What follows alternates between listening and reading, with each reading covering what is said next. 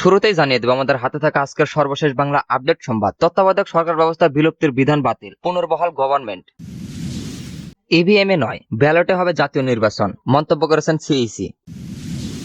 এরপরে জানিয়ে দেব শেখ হাসিনা সহ পরিবারের 4 জনের বিরুদ্ধে অনুসন্ধানে দুদক। এরপরে জানিয়ে দেব ভারতে অনুপ্রবেশের চেষ্টা, 12 বাংলাদেশি আটক। সর্বশেষ জানিয়ে দেব প্রধান উপদেষ্টার নির্বাচনী রোডম্যাপ নিয়ে আওয়ামী লীগের প্রতিক্রিয়া কি। এতক্ষণ শুনছিলেন সংবাদ শিরোনাম, এরপর বিস্তারিত। তত্ত্বাবধায়ক সরকার ব্যবস্থা বিলুপ্তির বিধান বাতিল, পুনর্বহাল গণভোট। নির্দলীয় তত্ত্বাবধায়ক সরকার ব্যবস্থা বিলুপ্তির সংক্রান্ত পঞ্চদশ সংশোধন আইনের 20 ও 21 ধারা সংবিধানের সঙ্গে সাংঘর্ষিক ও বাতিল ঘোষণা করে রায় দিয়েছেন হাইকোর্ট। আদালতে বলেছেন ধারা দুটি সংবিধানের মৌলিক কাঠামো ধ্বংস করেছে, যেটি হচ্ছে গণতন্ত্র। ওই দুটি সহ পঞ্চদশ সংশোধনী আইনের মাধ্যমে সংবিধানে যুক্ত 7 ক 7 খ 44 অনুচ্ছেদ সংবিধানের সঙ্গে সাংঘর্ষিক ও বাতিল ঘোষণা করেছে আদালত। বহুল আলোচিত তত্ত্বাবধায়ক সরকার ব্যবস্থা বিলুপ সহ বেশ কিছু বিষয় আনা সংবিধানের পঞ্চদশ সংশোধনী আইন ও আইনের কয়েকটি ধারার বৈধতা নিয়ে পৃথক বিটের চূড়ান্ত শুনানি শেষে বিচারপতি ফারহাবা মাহবুর রহমান ও বিচারপতি দেবশীয় রায় চৌধুরীর সমন্বয়ে গঠিত হাইকোর্টের বেঞ্চ আজ মঙ্গলবার এই রায় দেন। পঞ্চদশ সংশোধনের মাধ্যমে 54টি ক্ষেত্রে সংযোজন, পরিমার্জন ও প্রস্তিবাচন আনা হয়েছিল।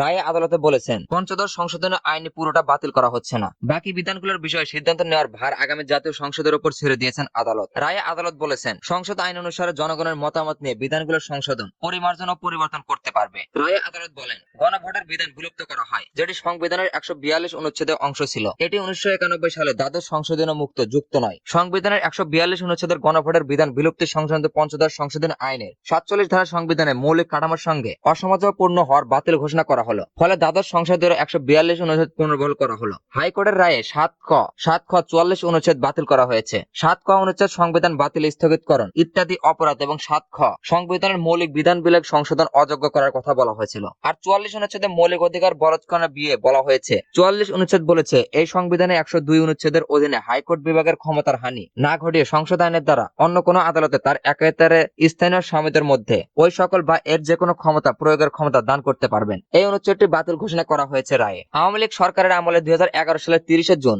জাতীয় সংসদে পঞ্চদশ সংশোধনী আইন পাশ হয়। 2011 সালের 3 জুলাই এই সংক্রান্ত গেজেট প্রকাশ করা হয়। পঞ্চদশ সংশোধনী আইন চ্যালেঞ্জ করে গত 18 আগস্ট সুশাসনের জন্য একটি নাগরিক সম্পাদক বজলুল আলম মজুমদার 5 বিশিষ্ট ব্যক্তি রিট করেন। প্রাথমিক শুনানি নিয়ে হাইকোর্টে গত 19 আগস্ট রুল দেন। রুলে পঞ্চদশ সংশোধনী আইন কেন সংবিধানের সঙ্গে সাংঘর্ষিক ঘোষণা করা হবে তা জানতে চাওয়া হয়। এই রুলে ইনভিউর আদালতে সহায়তা করতে হিসেবে বিএনপি, গণফোরাম, বাংলাদেশ জামায়াত ইসলামী সংস্থা ব্যক্তি সহ বেশ কয়েকজন যুক্ত হন। শুনানিতে রিট আবেদনকারী বিএনপি, রাষ্ট্রপক্ষ, জামায়াত, গণফোরাম ব্যক্তি ও সংস্থার পক্ষে তাদের আইনজীবীদের বক্তব্য তুলে ধরেন। অন্যদিকে পঞ্চদশ সংশোধনী আইনের 16টি ধারার বৈধতা নিয়ে নওগাঁ রানীনগরের নয়াপাড়া বাসিন্দা বীর মুক্তিযোদ্ধা মোহাম্মদ মোফাজ্জল হোসেন গত অক্টোবরে একটি আবেদন করেন। এই রিটের প্রাথমিক শুনানি নিয়ে গত 29 অক্টোবর হাইকোর্টের একই বেঞ্চে রুল দেন। রুলে আইনের ওই ধারাগুলো যেন সংবিধানের সঙ্গে সাংঘর্ষিক ঘোষণা করা হবে তা জানতে চাওয়া হয়। রুলের ওপর দ্বাদশ দিনে 4 ডিসেম্বর শুনানি শেষ হয়। পরদিন আদালতের রায় 17 ডিসেম্বর তারিখে রাখেন। এর ধারাবাহিকতায় পর্যবেক্ষণ সহ রুল আংশিক যথাযথ এবিসি ঘোষণা করা হয়।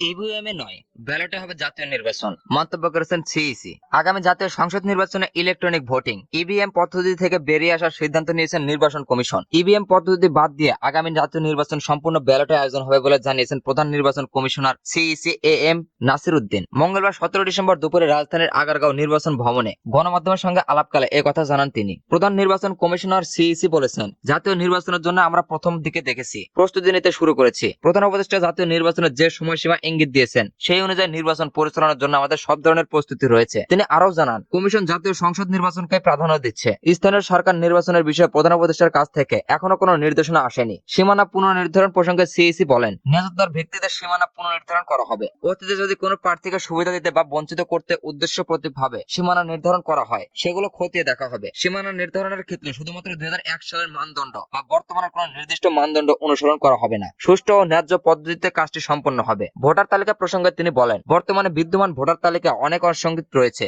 2 মাসের মধ্যে সংশোধিত চূড়ান্ত ভোটার তালিকা তৈরি করা হবে। নতুন তালিকা তৈরির জন্য বাড়ি বাড়ি গিয়ে তথ্য সংগ্রহ করা হবে। মৃত ভোটারদেরকে তালিকা থেকে বাদ দেওয়া, অনুপস্থিত বা বিদেশে থাকা ভোটারদের যত তথ্য চাই এবং ডুপ্লিকেট ভোটার শনাক্ত করে তালিকা সংশোধন কাজ করা হবে। রোডম্যাপ প্রসঙ্গে সিইসি বলেন, প্রধান উপদেষ্টার নির্দেশনা অনুযায়ী কাজ করা হবে। যদিও আনুষ্ঠানিকভাবে কোনো রোডম্যাপ ঘোষণা করা হবে না, তবে নির্বাচন কমিশনের কাজের জন্য একটি অভ্যন্তরীণ পরিকল্পনা থাকবে। এর আগে গতকাল সোমবার নির্বাচন কমিশনার তাহমিদ আহমেদ বলেন, সালের শেষে 2026 সালের জানুয়ারিতে জাতীয় নির্বাচন আয়োজন করতে প্রস্তুত রয়েছে বাংলাদেশ নির্বাচন কমিশন। ওই দিনই সকালে মহান বিজয় দিবস উপলক্ষে জাতির উদ্দেশ্যে দেওয়া ভাষণে অন্তর্বর্তী সরকারের প্রধান উপদেষ্টা ডক্টর মোহাম্মদ ইউনূস জানিয়েছেন, সংস্কার ও ভোটের তালিকা নির্ভুলভাবে প্রণয়ন সাপেক্ষে 2025 সালের শেষ দিকে অথবা 2026 সালের প্রথমার্ধে জাতীয় নির্বাচন হতে পারে।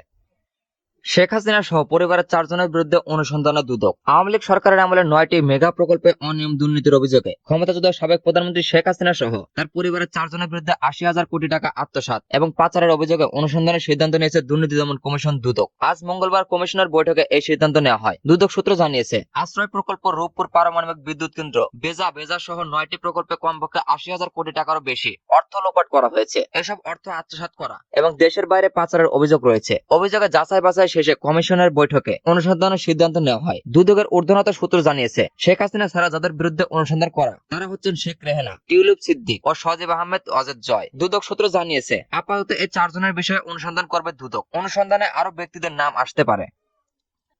ভারতে অনুপ্রবেশের চেষ্টা, 12 বাংলাদেশি আটক। অবৈধ পথে ভারতে অনুপ্রবেশের চেষ্টাকালে 12 বাংলাদেশি নাগরিককে আটক করেছে বিজিবি। মঙ্গলবার রাতে রামগড় ব্যাটালিয়ন 43 বিজিবি এই নোয়ালেটি বিজ্ঞপ্তি ভারত বাংলাদেশ সীমান্ত থেকে তাদের আটক করা হয়। বিজিবি জানায়, গোপন সংবাদের ভিত্তিতে রামগড় 43 বিজিবির নয়ালটুর ভিত্তির নায়কে সুবেদার মোহাম্মদ ফরিদুল ইসলামের নেতৃত্বে একটি টহল দল অবৈধভাবে সীমান্ত পাড়ি দেওয়ার সময় 12 জন সনাতনী ধর্ম বাংলাদেশি নাগরিককে আটক করে। আটকরা হলেন গোপীনাথ, রূপালী রানীনাথ, কৃষ্ণনাথ, সঞ্জয় নাথ, শ্রী দিবংশিত নাথ, মুক্তা দে, ঈশিতা দত্ত, পুষ্পিতা দত্ত, প্রদীপ কান্তি নাথ, অর্ণব কুমার দে, রাজশ্রী দেবী ও অর্ণিব উর্ধ্ব দে। আটকদের মধ্যে 8 জনের বাড়ি চট্টগ্রামের ফটিকছড়ির উত্তর কুড়িগ্রামে। অন্যরা মহাখালীর বাসিন্দা বলে জানা গেছে। তাদের ভুজপুত্র থানায় হস্তান্তর করা হয়েছে। রামগড় ব্যাটালিয়ন অধিনায়ক লেফটেন্যান্ট কর্নেল সৈয়দ ইমাম হোসেন জানান, ভবিষ্যতেও বিজিবি কর্তৃপক্ষ বিচারিত এক ধরনের অভিযান অব্যাহত থাকবে।